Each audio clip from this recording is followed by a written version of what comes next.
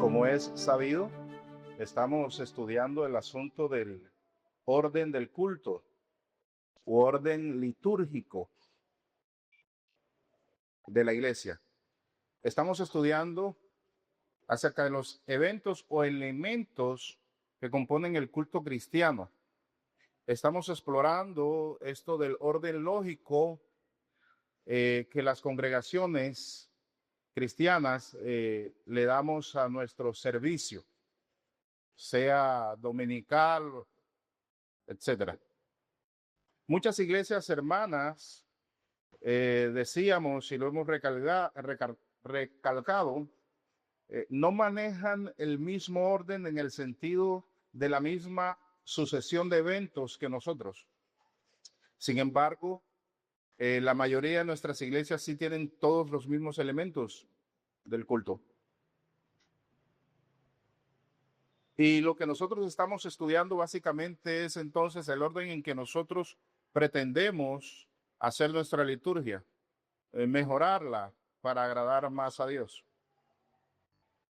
En cuanto a nuestro orden, decíamos que no solo es un orden histórico, es decir, no solo es un orden que ha sido practicado por la iglesia durante los siglos, sino que es un orden principalmente escritural, principalmente bíblico. Y es que nosotros, al presentarnos ante nuestro Señor, debemos sentir la confianza de que todo lo que vamos a hacer en el culto cristiano es de conformidad con las Escrituras. A Dios le agrada, eso es lo que nosotros debemos preocuparnos. Por eso que nosotros debemos preocuparnos. Bueno, en este orden de ideas, hemos dado ya 2 enseñanzas, esta sería la tercera. La primera fue una enseñanza introductoria bien interesante y la segunda, en cambio, ya pues en ella entramos a mirar el orden sucesivo de eventos de nuestro culto específicamente. Y en este sentido nosotros vimos lo que serían entonces las 3 primeras partes o los 3 primeros elementos que nosotros emplearemos en nuestra liturgia. En esta última oportunidad que predicamos acerca de esto, hablamos entonces, si lo recuerdan, de la preparación, de la apertura y de la confesión de pecados. En cuanto a la preparación, decíamos que este es el tiempo especial de reflexión y meditación privada, personal, que nos impele a todos como congregación a tener una actitud de reverencia ante Dios.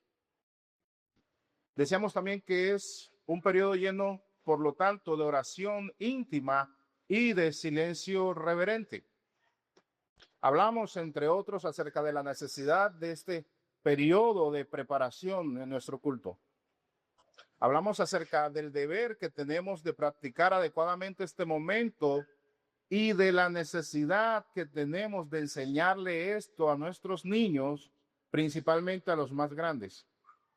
Por último, vimos algunas citas bíblicas que respaldan lo que enseñamos en este punto. En cuanto a la apertura, al acto de la apertura, decíamos que este es el segundo elemento del culto. Vimos acerca de las observaciones que se hacen en este punto y explicamos por qué este aspecto o acto es sumamente importante. En cuanto a la confesión de pecados, vimos, entre otros, por qué debemos hacer como iglesia nosotros, cada domingo por lo menos, confesión comunitaria de nuestras faltas y pecados ante Dios. Además de que demostramos que que en el culto el pueblo de Dios desde siempre ha confesado sus pecados y siempre ha tenido la necesidad de esta confesión. Hoy día se ve con mucha ligereza el asunto de la pecaminosidad y del pecado de la iglesia, tanto en términos individuales como en términos corporativos. Las personas cometen a veces incluso pecados graves y no lo confiesan ante los ancianos de la iglesia o ante hermanos mayores y mucho menos lo hacen con sinceridad a veces delante de Dios. Sin embargo, el asunto de la confesión personal, privada y comunitaria, que es la que nos toca, es de suma importancia. Bueno, hoy nos corresponde continuar con la temática y para eso ahora sí les invito a que vayamos a la primera carta del apóstol Pablo a Timoteo y leamos juntos el versículo 16. Dice así la palabra de Dios. Leamos juntos. E indiscutiblemente grande es el misterio de la piedad. Leamos juntos, por favor. E indiscutiblemente grande es el misterio de la piedad.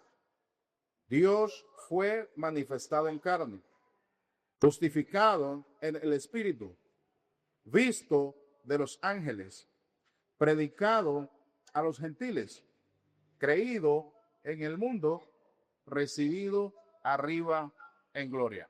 Amén. El pasaje que acabamos de leer habla de muchas cosas. Para empezar, habla del ministerio de la piedad como fundamento y verdad indiscutible de la fe cristiana. Pero también testifica de la encarnación de Cristo, cuando dice, Dios fue manifestado en carne.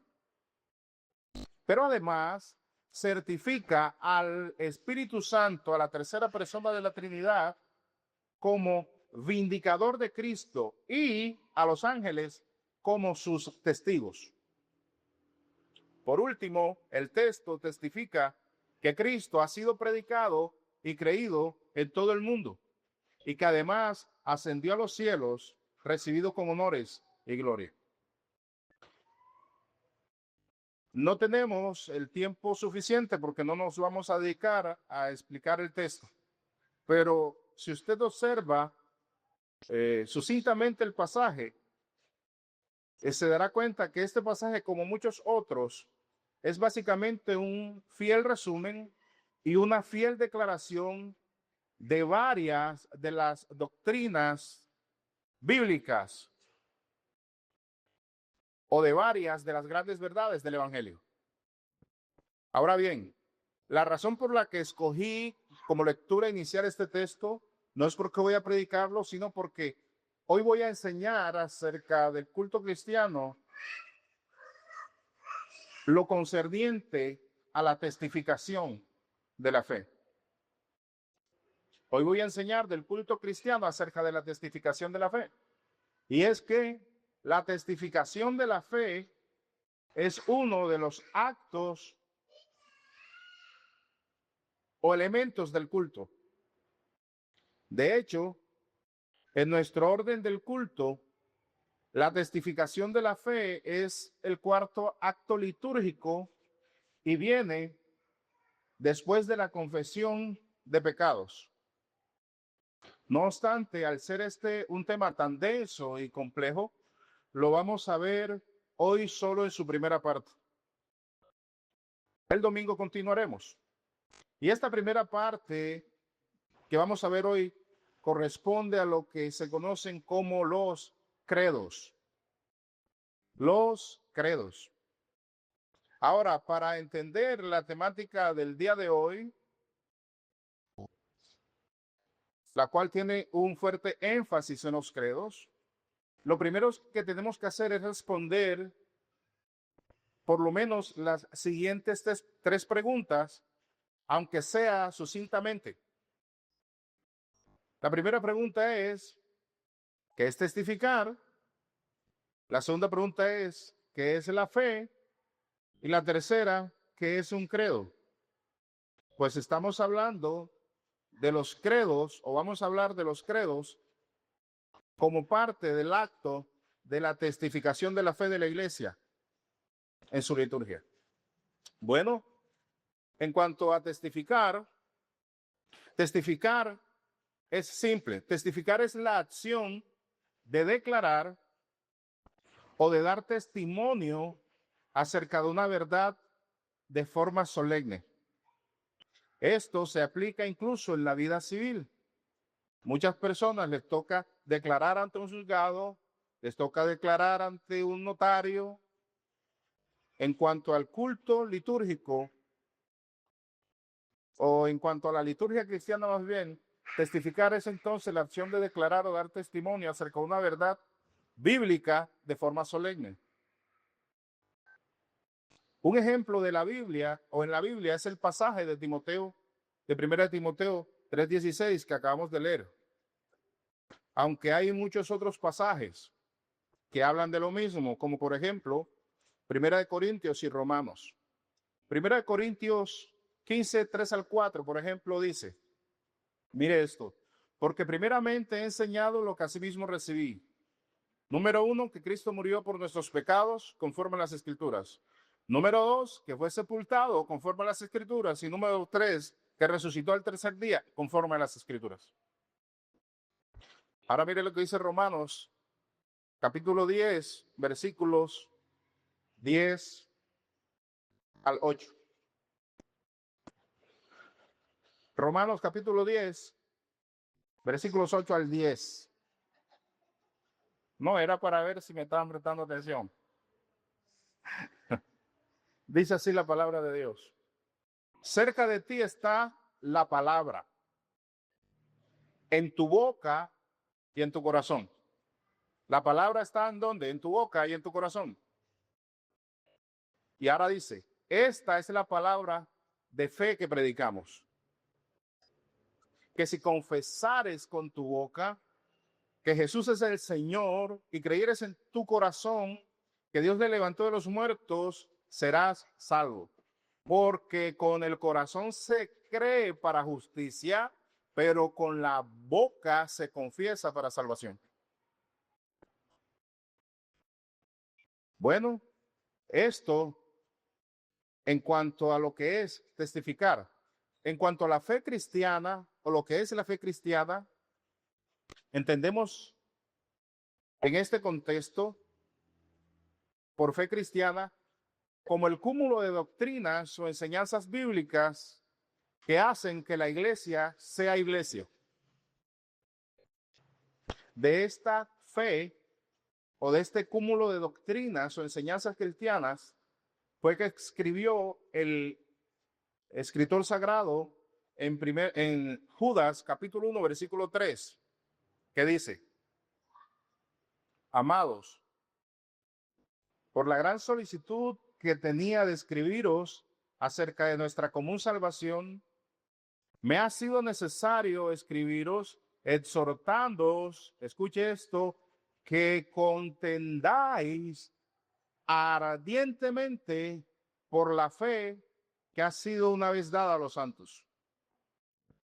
Contender ardientemente apunta, de acuerdo al idioma en que se escribió este texto, contender ardientemente apunta a una lucha enérgica e intensa. Sin embargo, note por lo que hay que luchar ardientemente, intensamente, enérgicamente, con ahínco. La fe. Hay que luchar de esta manera por la fe. Y la fe en este sentido no es, como podríamos preguntarle a alguno qué es la fe, y dice, no, la certeza de lo que se espera y la convicción de lo que no se ve. No, en este sentido, la fe no es esto, sino que es más bien la totalidad de la verdad del Evangelio, el cuerpo de doctrinas cristianas. Por esta verdad del Evangelio y por este cuerpo de doctrinas es que el apóstol Judas, es que el escritor Judas está diciendo que luchemos o contendamos ardientemente. Otro pasaje que habla de la fe en este sentido es Hechos 16:5, que dice, así que las iglesias eran confirmadas en la fe, o sea, en el conjunto de doctrinas cristianas apostólicas, y aumentaban en número cada día. También está Colosenses capítulo 2, versículos 6 al 7, que dice, Por tanto, de la manera que habéis recibido al Señor Jesucristo, andad en él. Ahora escuche, arraigados y sobreedificados en él y confirmados en la fe, así como habéis sido enseñados. Así que esta es la fe de la que estamos hablando hoy. El cúmulo de doctrinas o principios doctrinales cristianos que la iglesia posee, que el Señor ha dado a la iglesia y por la que debemos contender. Bueno, mis hermanos, hasta aquí podemos entonces decir lo siguiente, que testificar la fe en el marco de la liturgia cristiana es, entre otras cosas, confesar y proclamar verbal, unánime y solemnemente las doctrinas o principios fundamentales de la fe o el Evangelio de Cristo. Lo voy a repetir. Testificar la fe en el marco de la liturgia cristiana es, entre otros, confesar y proclamar con la boca, verbalmente, unánime y solemnemente, las doctrinas o principios fundamentales de la fe o del Evangelio de Cristo. Ahora bien, en cuanto al credo, en cuanto a la pregunta de qué es un credo, bueno, un credo es, en términos simples, una declaración humana redactada por hombres. Es una declaración humana con la que los creyentes buscamos sintetizar aquello que como iglesia confesamos y creemos, de acuerdo a la Biblia. Un credo es una declaración humana con la que buscamos sintetizar aquello que como iglesia confesamos y creemos de acuerdo a la Biblia. Credo, o la palabra credo, es una palabra en latín que significa simplemente yo creo. Eso es lo que significa la palabra credo. Yo creo. De modo que los credos representan lo que la iglesia cree, lo que la iglesia afirma, lo que la iglesia profesa, pero además lo que la iglesia niega y lo que la iglesia rechaza. Los tres credos universales de la iglesia son los siguientes. Yo sé que usted alguna vez ha escuchado esto. Aquí hay hermanos que han estudiado conmigo teología. Los tres credos universales de la iglesia son los siguientes. Uno, el credo de los apóstoles. Dos, el credo niceno-constantinopolitano. El credo niceno-constantinopolitano. Y tercero, el credo de Atanasio. Al nosotros afirmar como iglesia y recitar y afirmar estos credos, como iglesia nos unimos al hacerlo a todos los creyentes de todos los tiempos que han creído y confesado exactamente lo mismo que nosotros. Cuando nosotros como iglesia nos reunimos y recitamos estos credos y afirmamos estos credos, lo que estamos haciendo es que estamos proclamando nuestra unidad espiritual con los hermanos de todos los tiempos que han creído lo mismo que nosotros estamos exactamente diciendo. Hasta aquí, mis hermanos, la breve respuesta a las tres preguntas que hicimos para abordar y entender la temática del día de hoy. Ahora bien, si queremos entender mucho mejor la temática que nos concierne el día de hoy, lo segundo que tenemos que hacer es comprender la razón o el porqué de los credos. La razón o el porqué de los credos. Y es que como iglesia, ya lo anunciamos antes, a partir del próximo mes comenzaremos a recitar en nuestros cultos los credos. De modo que nosotros necesitamos saber por qué lo vamos a hacer y de dónde viene el asunto. Para empezar, debemos saber que los credos nacieron con el propósito de instruir al pueblo de Dios y de preservar la sana doctrina. Hay mucha gente que se asusta con los credos. Como no conoce la historia, creen que esto es católico romano, qué sé yo. No, estamos hablando de la iglesia universal, lo que la iglesia ha sostenido durante siglos, desde el principio.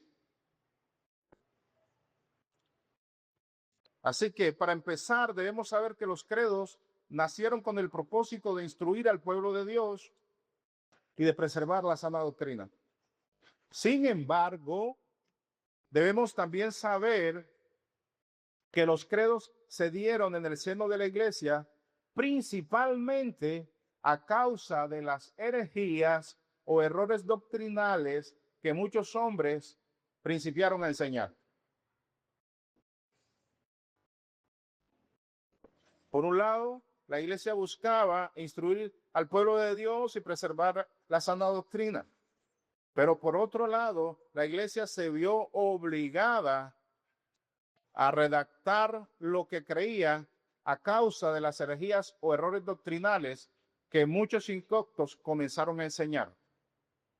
A continuación, algunas de estas herejías que hicieron necesarios los credos de la iglesia. En primer lugar, tenemos el docetismo y gnosticismo. Estas dos herejías son hermanas y se dieron en el siglo I. Ambas herejías, docetismo y gnosticismo, negaban la verdadera humanidad de Cristo. Estas herejías enseñaban, entre otras cosas, que la materia es mala y que lo inmaterial o espiritual es bueno. Por lo tanto, la divinidad no podía asumir un cuerpo. Enseñaban, por consiguiente, que el cuerpo de Jesús era solo una apariencia, o sea, como un fantasma. Que el cuerpo de Cristo no era real. Que el cuerpo de Cristo, lo que veíamos, era una mera ilusión con forma de hombre, con forma humana. Ambos, docetismo y gnosticismo, negaban la encarnación de Cristo. Por lo tanto, enseñaban que Cristo ni murió ni sufrió realmente,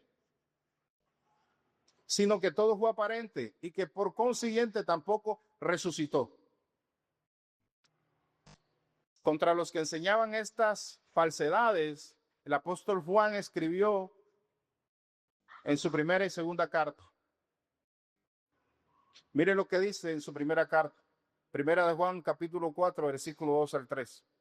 Para que usted se dé cuenta la importancia de los credos y de cómo desde el principio de la iglesia primitiva ya comenzaban a hacerse necesario a causa de las herejías. Primera de Juan 4, 2 al 3. Dice el apóstol Juan: en esto conoced el Espíritu de Dios. Todo espíritu que confiesa que Jesucristo ha venido en carne es de Dios. Y todo espíritu que no confiesa que Jesucristo ha venido en carne no es de Dios. Y en segunda de Juan escribe: a los que enseñen contrario a la palabra de Dios, a estos ni siquiera los reciban, ni siquiera les den la mano, ni siquiera les digan bienvenido. Otra herejía: el evionismo y el adopcionismo. Dos herejías también hermanas. Estas se dieron entre el siglo I y siglo II después de Cristo. Estas herejías enseñaban que Cristo era inferior a Dios y que por lo tanto no era Dios. Que Jesús era un mero hombre. De modo que negaban el milagro virginal, el milagro del nacimiento virginal de Cristo. Es decir, esta herejía o estas herejías enseñaban escuche esto, que Jesús fue el producto no de la obra sobrenatural del Espíritu Santo en el vientre de la Virgen María, sino que fue producto de las relaciones sexuales entre María y su esposo José. Enseñaban estas herejías que Jesús nació como mero hombre y que luego fue que fue adoptado por Dios como hijo de Dios. Y esto debido a su perfección moral. Es decir, que Jesús no nació siendo el Mesías que es, sino que fue elevado a esta categoría debido a su rectitud o justicia superior. Y que básicamente llegó a ser el Mesías y a recibir poder y también el título de Hijo de Dios después de su bautismo en el río Jordán. Estamos hablando de los siglos 1 y 2 apenas. Y ya se estaba enseñando todo esto. En este orden de ideas, ambas herejías, ebionismo y adopcionismo, negaban algo tan básico para la fe cristiana como lo es la Trinidad. Otra herejía, o más bien un grupo de herejías, patripacianismo, sabelianismo o monarquianismo modalista. Es lo mismo. Esto suena raro, pero esto está quedando grabado, así que usted lo puede escuchar después con calma. Patripacianismo, sabelianismo o monarquismo modalista, es lo mismo. Este grupo de herejías sostiene que no existe la Trinidad y que en la divinidad solo existe Dios Padre, que se manifiesta de tres formas. Es decir, que el Padre, el Hijo y el Espíritu Santo no son tres personas distintas, como lo enseñamos nosotros y lo enseña la Biblia, sino que son tres modos diferentes en el que una sola persona, es decir, el Padre, se manifiesta. Es la misma herejía que hoy sostienen los unicitarios o Jesús solos o Pentecostales unidos, por ejemplo. Usted ha notado las herejías que he dado hasta ahora, ¿verdad? Ahora bien, para hacer frente a todas estas herejías que he mencionado, ¿qué hizo la iglesia? La iglesia redactó un credo, se vio obligada a esto. Lo que nosotros conocemos hoy como el credo de los apóstoles, que no es que lo hayan escrito los apóstoles, sino los discípulos de los apóstoles y los discípulos de los discípulos de los apóstoles. Se le llama el credo de los apóstoles porque contienen las enseñanzas apostólicas, que contradicen todas las herejías de las que he hablado. Dice así el credo de los apóstoles: creo en Dios, Padre Todopoderoso, Creador del cielo y de la tierra. 1. 2. Creo en Jesucristo, su único hijo, nuestro Señor, que fue concebido por obra y gracia del Espíritu Santo. Ahora escuche, nació de la Virgen María. ¿Ahora entendió por qué está ahí esa frase? Padeció bajo el poder de Poncio Pilato. Yo quiero que usted se dé cuenta que cada una de estas menciones son bíblicas y que lo que hacen es refutar la herejía. Sin embargo, hay gente evangélica que le da miedo a los credos. No sé dónde está el diablo aquí, pero le da miedo. Fue crucificado, muerto y sepultado. Descendió a los infiernos. Y esto no es que él fue literalmente al infierno, sino que en la cruz padeció los horrores del infierno que todos los elegidos de Dios y todos los salvos debíamos padecer. Al tercer día resucitó de los muertos, subió a los cielos y está a la diestra de Dios, Padre Todopoderoso, está a la diestra de Dios Padre Todopoderoso. Desde allí ha de venir a juzgar a vivos y muertos. 3. Creo en el Espíritu Santo, la Santa Iglesia Católica. Y aquí entonces la gente tuerce más la boca. Uy, ¿cómo? ¿Qué pasó aquí? Bueno, simple, mis hermanos. La palabra católico significa simplemente universal. Aquí no estamos hablando de la iglesia católica romana, no. Estamos hablando de la iglesia que está en todas partes del mundo y que es verdadera. Padeció bajo el poder de Poncio Pilato. Bueno, estamos en la tercera parte. Creo en el Espíritu Santo, la Santa Iglesia Católica. Decíamos, católico significa universal, o sea, está hablando de la iglesia universal, la iglesia de todos los tiempos, todos los lugares. Creo en la comunión de los santos, en el perdón de los pecados, la resurrección de la carne y la vida eterna. Yo quiero que me digan dónde está lo satánico aquí. Bueno, con la formulación de este credo, todos los creyentes, sin excepción, ahora sabían qué creer y qué rechazar. Incluso, escuche esto, los cristianos iletrados, es decir, los que no sabían ni leer ni escribir, ahora podían memorizar este credo y con ello defender su fe. Pero el diablo no se queda quieto, tú sabes. Los ataques a la iglesia y al cristianismo no se hicieron esperar, siguieron y surgieron nuevas herejías. A continuación, algunas de estas nuevas herejías. No tenemos tiempo para mencionarlas todas, pero sí son la mayoría. Tenemos, por ejemplo, el arrianismo. Ya esta es del siglo IV. Esta herejía negaba, escuche esto, la preexistencia eterna tanto de Cristo como del Espíritu Santo.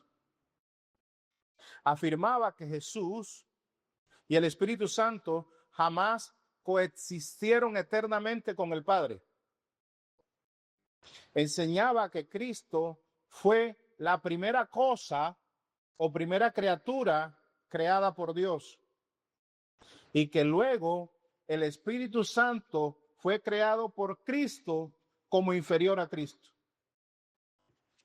Señalaba que aunque Jesús es llamado Dios en la Biblia, Él no es verdaderamente Dios, sino una creación especial de Dios, hecha por Dios para salvar después a los hombres. Además, decía que Cristo era creado por Dios, pero distinto al resto de los seres humanos y al resto de la creación. Que Él no era completamente Dios, pero era un tipo de Dios, inferior a Dios.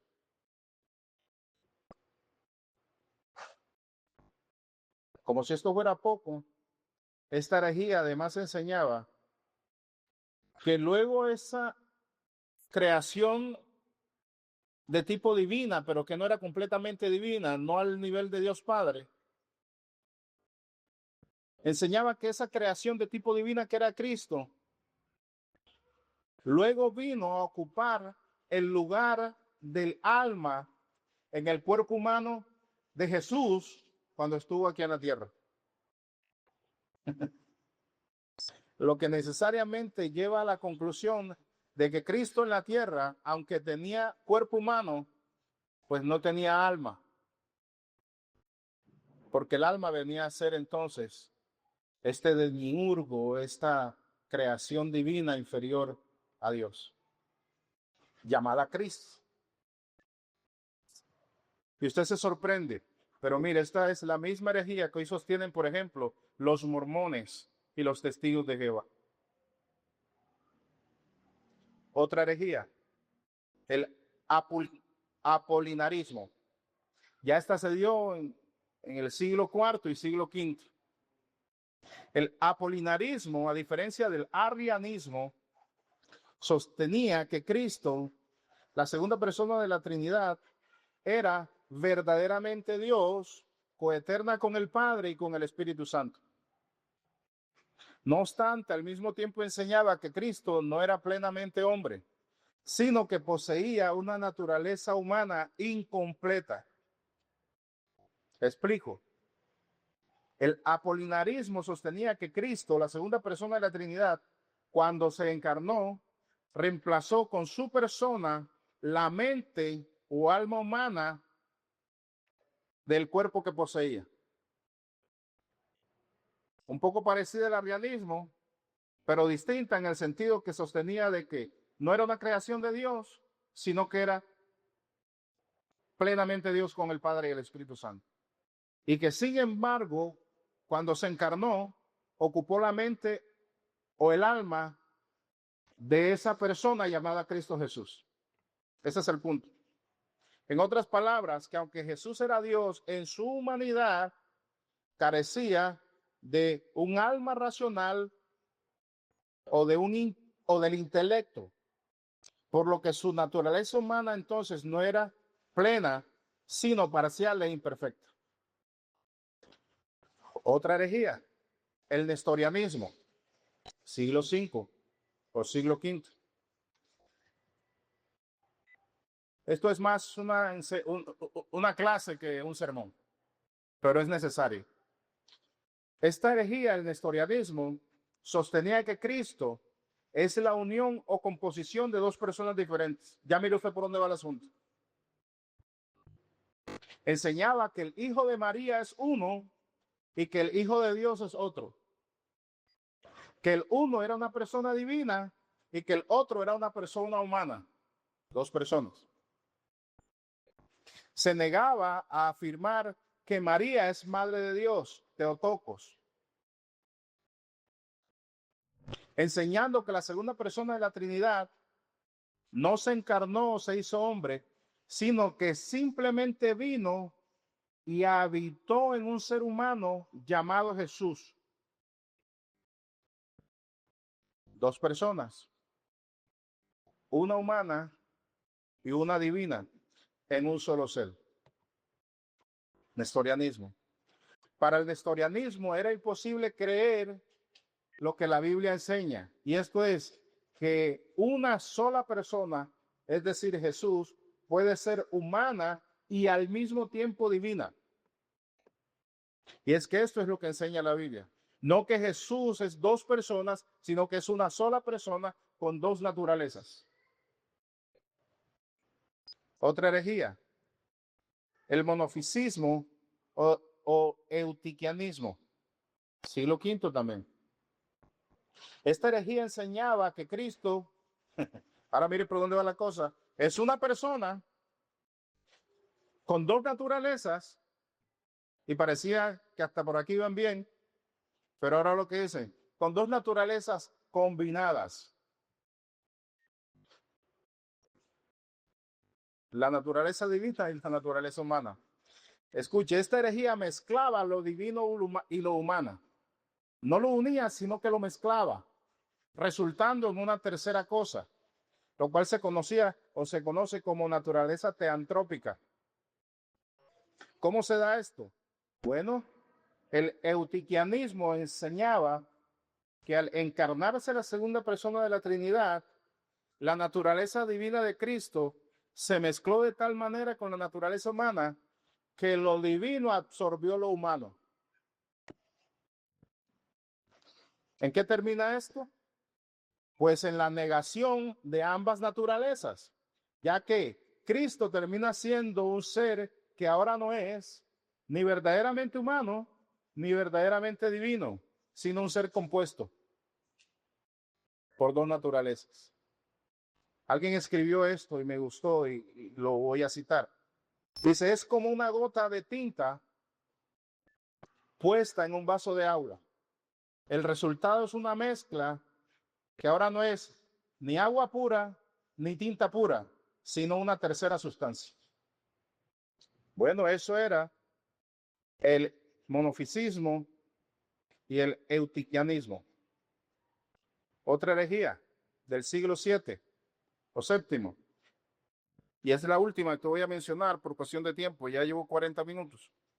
Monotelismo. El monotelismo. Esta herejía enseñaba que la persona de Cristo tenía dos naturalezas, una divina y una humana, pero básicamente una sola voluntad. Esta herejía también entonces afectaba a la naturaleza humana de Cristo en el sentido que subordinaba al punto que desaparecía la voluntad humana de la persona de Cristo. Sin embargo, ¿qué enseña la iglesia? La iglesia enseña que en la persona de Cristo hay dos naturalezas y dos voluntades. Una naturaleza humana con una voluntad humana y una naturaleza divina con una voluntad divina. Y ambas naturalezas actúan en la persona de Cristo, en la segunda persona de la Trinidad, en absoluta armonía.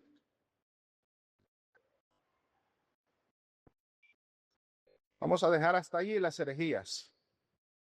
La pregunta obligada es, ¿con qué respondió entonces, una vez más, la iglesia al desafío de estas nuevas herejías? Respondió básicamente ahora con dos credos. Uno es el credo de San Atanasio y otro es el credo niceno-constantinopolitano. Voy a leer a favor de ustedes, por cuestión de tiempo no voy a leer el niceno-constantinopolitano. Y dice así el credo de Atanasio, que es el que voy a leer. Escúchelo. Me voy a tomar aquí un par de minutos, quizás 3 leyéndolo, pero quiero que lo escuche y que conecte todo esto con las herejías de las que he hablado. Porque es que esto no nació por el azar. Les enseñaba ahorita que nació por la necesidad de capacitar, enseñar, adoctrinar la iglesia, preservar la sana doctrina, pero también a causa de las herejías que se estaba enseñando. Escuche el credo de Atanasio, dice así: todo el que quiera ser salvo debe, ante todo, guardar la fe católica. Y ya sabemos que no está hablando de la iglesia católica romana, sino de lo que ha creído la iglesia todos los tiempos, la iglesia verdadera. Todo el que quiera ser salvo debe ante todo guardar la fe católica. Quien no la observe en su totalidad y sin violarla, sin duda perecerá eternamente. Ahora bien, esta es la fe católica. Adoramos a un solo Dios en Trinidad y la Trinidad en unidad, sin confundir sus personas ni dividir sus sustancias. Porque es una la persona del Padre, otra la del Hijo y otra la del Espíritu Santo. Pero la divinidad del Padre, Hijo y Espíritu Santo es una, igual en gloria, coeterna en majestad. El atributo que tiene el Padre lo tiene el Hijo y también lo tiene el Espíritu Santo. El Padre es increado, el Hijo es increado, el Espíritu es increado. El Padre es infinito, el Hijo es infinito, el Espíritu Santo es infinito. El Padre es eterno, el Hijo es eterno, el Espíritu es eterno. Y ahora mire lo que dice. Y sin embargo, no hay 3 seres eternos, hay solo un ser eterno. Como también no hay 3 seres increados ni infinitos, sino solo un ser que es increado e infinito. Asimismo, el Padre es todopoderoso, el Hijo es todopoderoso, el Espíritu Santo es todopoderoso, y sin embargo no hay 3 todopoderosos, sino un ser que es todopoderoso. Así también el Padre es Dios, el Hijo es Dios, el Espíritu Santo es Dios, y sin embargo no hay 3 dioses, sino un solo Dios. Así también el Padre es Señor, el Hijo es Señor, el Espíritu Santo es Señor, y sin embargo no hay 3 señores, sino un solo Señor. Porque así como la verdad cristiana nos obliga a reconocer que cada una de las personas de por sí es Dios y Señor, así la religión católica nos prohíbe decir que hay 3 dioses o 3 señores. El Padre no fue hecho ni creado ni engendrado por nadie. El Hijo tampoco fue hecho o creado, pero sí engendrado solo por el Padre. El Espíritu tampoco fue hecho o creado, pero procede del Padre y del Hijo. Hay por lo tanto un Padre, no 3 padres. Hay un Hijo, no 3 hijos. Hay un Espíritu Santo, no 3 Espíritus Santos. Y en esta Trinidad, nada es antes o después, nada es mayor o menor. En su totalidad, las tres personas son coeternas y coiguales entre sí. De manera que, como quedó dicho antes, debemos adorar su Trinidad en su unidad y su unidad en su Trinidad. Por tanto, el que quiera ser salvo debe pensar así de la Trinidad. Además, es necesario para la salvación eterna que la persona también crea fielmente en la encarnación de nuestro Señor Jesucristo. Ahora, esta es la fe verdadera, que creemos y confesamos que nuestro Señor Jesucristo, el Hijo de Dios, es tanto Dios como humana igualmente. Él es Dios de la sustancia del Padre, engendrado antes de todos los siglos, y Él es humano de la sustancia de su madre, nacido dentro del tiempo, plenamente Dios y plenamente hombre, con un alma racional y un cuerpo humano, igual al Padre según su divinidad, inferior al Padre según su humanidad, quien aunque sea Dios y hombre, sin embargo, no es dos, sino un solo Cristo. Él es uno, no por la conversión de su divinidad en la carne, y ya sabe qué es lo que está atacando aquí, sino por la asunción de la humanidad en Dios. Él es uno, ciertamente, no por confusión de su sustancia, sino por la unidad de su persona. Pues así como el alma racional y el cuerpo es un solo humano, así Dios y el hombre es un solo Cristo.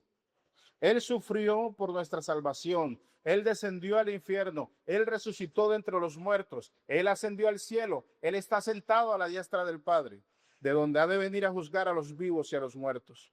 A su venida, todos los humanos resucitarán corporalmente y darán cuentas de sus propias obras. Los que han hecho el bien entrarán a la vida eterna. Los que han hecho el mal entrarán al fuego eterno. Fin del credo. Pregúntese por qué usted está confundido si usted es cristiano. Pregúntese por qué no entendió muchas de las cosas que yo leí si usted es evangélico. Necesitamos los credos. Necesitamos estudiarlos. Los credos y las confesiones son lo que nos distingue a nosotros del resto de las religiones. Para el Islam, Cristo no es Dios, Cristo es un mero profeta. Para el hinduismo, Él es un buen hombre, y así sucesivamente. Para el cristianismo, es Dios y hombre, Salvador del mundo. Muchas religiones no creen en la resurrección de los muertos. ¿Qué leímos nosotros acerca de la resurrección de los muertos? Muchas religiones no creen en la Trinidad. ¿Qué leímos nosotros acerca de la Trinidad? Muchas religiones confunden las sustancias o las naturalezas en la persona de Cristo. La iglesia verdadera no puede hacerlo. Necesitamos entonces volver al pasado. Mis hermanos, hemos visto el cuarto acto de nuestra liturgia, el cual es la testificación de la fe. La testificación de la fe. En su primera parte. Porque nos enfocamos particularmente en un solo aspecto de esta testificación, que son los credos. El próximo domingo ahondaremos un poco más acerca de la testificación de la fe y hablaremos del Padre Nuestro y a lo mejor otros asuntos. Y lo que quiero dejar en la mente de ustedes, además de las 10,000 inquietudes que le dejó el credo de San Atanasio, lo que quiero dejar en ustedes, en sus almas, es la necesidad, que usted entienda la necesidad que usted tiene de comprender los credos de la iglesia. Usted como evangélico, como aleluya, como cristiano, debiera entender lo que yo leí ahorita. Eso nos dice que nos falta estudiar para comprender mejor el evangelio. Necesitamos aprender los credos, necesitamos recitar los credos, necesitamos enseñar los credos. Enseñárselos principalmente a nuestros hijos para que ellos crezcan sabiendo quién es Dios y qué es lo que la iglesia cree y qué es lo que hace que la iglesia sea iglesia. A modo de conclusión, voy a dar rápidamente 3 razones por las cuales nosotros necesitamos aprender los credos, recitar los credos y enseñar los credos principalmente a nuestros hijos. Y la primera razón es esta, que en los credos hay mucha riqueza teológica. En los credos hay mucha riqueza teológica. Cada línea de cada credo, cada frase de cada credo, cada párrafo de cada credo exhibe una verdad bíblica inalterable, inamovible. El fundamento de los credos es trinitario, es sólido. La cristología de los credos es profunda. La espiritualidad de los credos es vigente. Esto en cuanto a la primera razón de por qué estudiar, aprender, recitar y enseñar los credos. Ahora, una segunda razón por la cual necesitamos aprender, recitar y enseñar los credos, principalmente a nuestros hijos, es la siguiente. Porque muchas de las herejías antiguas de las que hablamos hoy no han muerto. No han muerto.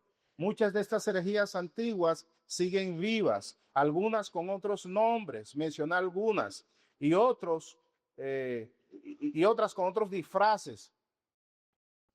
De modo que hoy podemos seguir hablando de docetismo, pero ahora un docetismo moderno, evionismo y adopcionismo, pero un evionismo y un adopcionismo moderno, un modalismo también, o sabelianismo moderno, un arrianismo moderno, un apolinarismo moderno, un nestorianismo moderno. Usted no tiene ni idea la cantidad de evangélicos nestorianos que hay en las congregaciones. Y para que no duerma hoy, le voy a hacer una sola pregunta. ¿Es Madre María es María la Madre de Dios? ¿Sí o no? No responda. Su respuesta dirá si es nestoriano o no. Porque debemos entender en qué sentido ella es la Madre de Dios. Pero lo es. Ok. Así pudiéramos hablar también de monofisismo, eutiquianismo moderno, monotelismo moderno, etcétera, que fueron las que tocamos hoy. Pero hay una tercera razón por la cual nosotros necesitamos aprender, necesitamos recitar y necesitamos enseñar los credos. Y esta tercera razón es esta, porque cada día surgen más y más herejías dentro del seno de la iglesia. Y solo declarando doctrinalmente lo que creemos y solo a través de declaraciones doctrinales sólidas como las de los credos es que nosotros como iglesia podemos hacer frente a estas herejías. A continuación, muy brevemente, algunas de estas herejías modernas que no tienen mucho que ver a lo mejor con las antiguas. No sé si usted conoce de la herejía esta de la teología de la liberación. Bueno, le comento, esta es del siglo pasado. Esta herejía interpreta el evangelio a través de la experiencia de los oprimidos y de los pobres. Esta herejía que está enquistada en el seno de la iglesia fomenta dentro de la iglesia el análisis marxista de la realidad en vez de fomentar una cosmovisión bíblica. Evangélicos marxistas, pastores marxistas, productos de la teología de la liberación. Si usted no sabe qué es esto, averígüela. Esta teología y esta herejía aviva la lucha de clases aún dentro de la iglesia. Reduce el evangelio a algo social o político simplemente. Incluso justifica la violencia guerrillera o revolucionaria, por si no lo sabía. Esta herejía sustituye la salvación espiritual por aquella mal llamada justicia social, de la que tanto hablan incluso los evangélicos. En esta herejía Jesús deja de ser visto como Dios para ser considerado más bien, y yo sé que usted lo ha escuchado, como un líder revolucionario, como el primer guerrillero. ¿Lo ha escuchado, verdad? Teología de la liberación se llama eso. Otra herejía moderna, el evangelio de la prosperidad. Usted lo sabe, esta herejía básicamente enseña que Dios quiere que todos seamos multimillonarios, ricos, y que nosotros los pobres estamos en pecado, malditos por Dios. Esta herejía cambia el contenido del verdadero evangelio, prometiendo una salud, una riqueza y un éxito como evidencia verdadera y única del favor o la bendición de Dios. Otra herejía, y voy corriendo, nueva era. Usted dice, pero nueva era en la iglesia, sí. Esta herejía mezcla el panteísmo, el misticismo y otras creencias orientales con el cristianismo bíblico. Y es por eso que usted ve tantas locuras en las iglesias y no sabe dónde. Nueva era dentro de la iglesia. Esta herejía destruye por completo la fe cristiana al punto que incluso enseña, y yo sé que usted lo ha escuchado en predicadores famosos, que nosotros somos dioses. Jehová Juniors, dijo alguno por ahí. Nueva era. Nueva era. Otra, última, no voy a decir más, el ecumenismo y sincretismo religioso. Este tipo de herejías, en la búsqueda de una espuria unidad cristiana que nunca va a darse, promueve la falsa enseñanza al tiempo que mezcla doctrinas que son incompatibles, sacrificando siempre la verdad de la Biblia. Ecumenismo, reunión de todas las religiones y todos decimos la verdad y no importa que tú seas esto o aquello, pues en Cristo somos uno. Uno con el Islam, con el hindú, con los Hare Krishna y todo lo que tú quieras. Hay muchas otras herejías modernas y sin embargo el punto que quiero recalcar es este, que una nueva herejía surge en el seno de la iglesia, solo las declaraciones sólidas de nuestros credos y de nuestras confesiones, probadas por la Biblia y por el tiempo, han protegido a la iglesia de caer en el error. Mis hermanos, necesitamos aprender los credos de la iglesia. Necesitamos recitar los credos de la iglesia, estudiar los credos de la iglesia y enseñar los credos de la iglesia, principalmente a nuestros hijos. Demos gracias a Cristo por su palabra.